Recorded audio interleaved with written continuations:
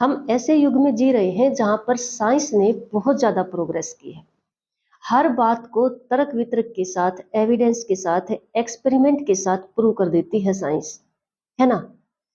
आज हम एक छोटा सा एक्सपेरिमेंट अपने घर का करते हैं। देखो, हमारे घर में बड़े भी होते हैं, छोटे भी होते हैं। बस एक छोटा सा विचार अपने माइंड में लाइए, एक छोटी सी बात सोचिए कि क्या हमारे घर के बड़े हमारे घर में ऐसे रह रहे हैं जैसे हमारे छोटे हमारे ही घर में रह रहे हैं।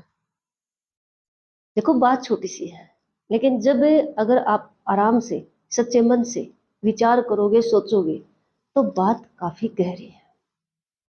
साइंस ने प्रोग्रेस कर ली है। बिजनेस, एजुकेशन इतनी प्रोग्रेस पे है कि हम भाग रहे हैं। हमारी रियल जो लाइफ है, हमारा परिवार जो है, वहां पर जो सबसे बड़ी मिस्टेक है ना, बस यही है। अगर मैं ये कहूँ कि हम जितना फोकस अपने बच्चों पर कर रहे हैं, हम भूल जाते हैं कि हमारे बड़ों ने हमारे ऊपर इतना ही फोकस किया होगा। हम केयर करना भूल जाते हैं। एक वृद्ध व्यक्ति शहर में अपने बेटे के घर रह रहा था। गांव से उसका दोस्त मिलने आता है और कहता है, क्या चल रहा है, ठीक है सब। तो वृद्ध व्यक्ति कहता है कि हाँ, सब अच्छा है। लेकिन ऐसा तो नहीं है कि जैसा हमारे बच्चे हमारे साथ रहते थे, हम उनके घर में ऐसे तो नहीं है। देखो, मानो या ना मानो, जो मुझे सुन रहे हैं, हो सकता है कि आपको लगे भी हम तो अपने बड़ों का बहुत केयर करते हैं। लेकिन यकीन मानिए, हम ये यहाँ पर थोड़ी सी मिस्टेक करते हैं, चाहे नासमझी में करते हैं, चाहे हमारा बिजी लाइफ इस वजह से करते हैं। लेकिन हम सारा ध्यान अपने छोटों पर, यानी अपनी पीढ़ी पर, यानी अपने बच्चों पर लगा देते हैं और भूल जाते हैं हम भी किसी के बच्चे थे, और जब उनका टाइम था तो हम भी ऐसे ही रहते थे। तो अब ये एक सोचने की बात है सच में। आज मैं आपको एक ऐसी कहानी सुनाने वाली हूँ कि आप सुनोगे, आपको एहसास होगा कि रियल में हमारी लाइफ क्या है, रियल में हम किस तरह का जीवन स्पेंड कर रहे हैं। एक व्यक्ति के 3 बेटे थे। उस व्यक्ति ने पूरा फोकस किया उनके एजुकेशन पर। दोनों हस्बैंड वाइफ ने, माता पिता ने अपने तीनों बेटों को पढ़ाने लिखाने में खूब जोर लगाया, पैसा लगाया, केयर किया जितना हो सकता है, और उनकी केयर रंग भी लाई। एक बेटा इंजीनियर बन जाता है, दूसरा बेटा डॉक्टर बन जाता है। लेकिन जो छोटा बेटा था ना, वो पढ़ाई में थोड़ा सा वीक था। पापा उसको हमेशा नालायक कहकर बोलते थे। वो प्राइवेट जॉब करता था। बड़े भाई जब बड़े ओहदे पर हो गए, अच्छा खासा पैसा कमाने लग गए, उन तीनों की शादी हो गई। तो ये देखो, नॉर्मल बात है कि अपने अलग घर में रहना, हर कोई चाहता है अपने बच्चों पर फोकस करना। उनके घर में भी ऐसा ही हुआ। दोनों बेटे अपनी पत्नी के साथ बाहर चले जाते हैं, बाहर सेट हो जाते हैं, बाहर सेटल हो जाते हैं।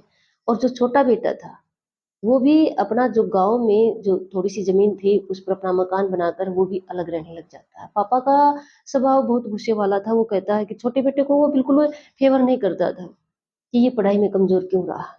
ऐसे ही दिन बीतते चले जाते हैं। एक दिन दोनों पापा और मम्मी, यानी माता पिता, उनके किसी काम से बाहर से घर आ रहे थे, तो रास्ते में एक्सीडेंट हो जाता है। उनके पापा को कम चोट लगती है, लेकिन माता पूरी तरह से घायल हो जाती है।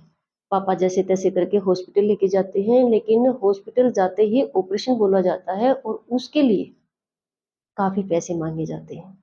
इतनी जमा पूंजी पापा के पास नहीं थी। पापा बड़े ही गर्व से अपने डॉक्टर बेटे के पास फोन लगाता है। डॉक्टर बेटा कहता है कि पापा, मैं अभी अरेंज नहीं कर पाऊंगा इतने पैसे, आप भैया से बात कीजिए, मैं बाद में दे दूंगा। लेकिन कमाल की बात देखिए, जब इंजीनियर बेटे के पास फोन किया जाता है, पापा ने फोन किया कि पापा बेटा, एक्सीडेंट हो जाता है, मुझे कम चोट है लेकिन तेरी मम्मा बहुत बुरी अवस्था में है। तो इंजीनियर बेटा कहता है कि पापा, सच में इतना अरेंजमेंट नहीं कर पाऊंगा, अभी कर लो, मैं बाद में दे दूंगा। आंसर बड़ा सफाई का था, आंसर बड़ा आदर का था, सत्कार का था। लेकिन आंसर क्या था, एक सोचने की बात है। उस टाइम पे अगर कुछ भी अरेंजमेंट नहीं हुआ, तो माँ की जान जा सकती थी। अब आप आइडिया लगा सकते हो, क्या सत्कार, क्या आदर, क्या पैसा, क्या रिस्पेक्ट, है ना? चलो कहानी को आगे बढ़ाते हैं। फिर जो पापा के मन में आता है कि छोटे बेटे के पास फ़ोन करते हो, फिर लेकिन साथ में ये भी आता है कि नहीं, उस नालायक के पास कहाँ से पैसे आएँगे? वो तो नालायक है ना, और वो उसके पास फ़ोन नहीं करता है। लेकिन देखो कमाल की बात ये होगी कि दोनों जो बड़े भाई थे, वो छोटे के पास फ़ोन करते हैं कि मम्मी बीमार है, हम आ नहीं सकते, आप सँभाल लो। छोटा बेटा भागकर हॉस्पिटल जाता है, पहले डॉक्टर से मिलता है, पापा से बाद में मिलता है। डॉक्टर से बात करता है, डॉक्टर कहता है कि 9 लाख रुपए का खर्चा आ जाएगा। बेटा घर जाता है, देखो एक डॉक्टर है, एक इंजीनियर है, एक पढ़ाई में वीक रहने की वजह से सिर्फ अपने खेती-बाड़ी में काम चला रहा है। बेटा वापस आता है, अपनी मम्मी का इलाज करा देता है, कुछ नहीं बताता पापा को कैसे क्या किया। मम्मी ठीक हो जाती है। फिर मम्मी जब ठीक हो जाती है तो पता चलता है कि छोटा बेटा आया था, बिल उसी ने पे किया है। तो दोनों गाँव में उनके पास मिलने जाते हैं, बेटे छोटे बेटे के पास, तो वहाँ पर ताला लगा होता है। वहाँ आस-पास से पूछा कि भई ये लड़का कहाँ गया? इनकी वाइफ़ कहाँ गई? बच्चे कहाँ गए? तो एक पड़ोसी ने बताया कि उनके मम्मी-पापा बीमार हो गए थे। वो उनको जानता नहीं था उसके मम्मी-पापा को। वो बीमार हो गए थे, एक्सीडेंट वग़ैरह कुछ ऐसा ही हुआ था। उन्होंने अपना मकान बेचकर अपनी मम्मी का इलाज करवाया। अब वो कहाँ गए, क्या कर रहे हैं, हमें नहीं पता। देखो मम्मी-पापा की आँखों में आँसू आ जाते हैं, उनको फ़ील होता है कि उन्होंने क्या किया है। उनको सच में फ़ील होता है। मैं यहाँ पर इस बात पे फ़ोकस नहीं कर रही हूँ कि जो बच्चे नहीं पढ़ते, वो अच्छे होते हैं। नहीं, मैं 2 बातों पर ज़्यादा ध्यान दिलवाने की कोशिश कर रही हूँ कि एक तो ये कि हम बच्चों पर इतना फ़ोकस करते हैं, उनकी एजुकेशन पर, उनकी केयर पर, उन पर पैसा लगाने पर, कि एक तो हम ये भूल जाते हैं कि हमारे जो मम्मी-पापा हैं ना, थोड़ी-सी केयर उनकी भी बनती है, और थोड़ी-सी क्यों, इतनी बनती है जितनी उन्होंने हमारे लिए की है। और दूसरा, अपने बच्चों पर पैसा लगाना, केयर करना कतई गलत नहीं है। लेकिन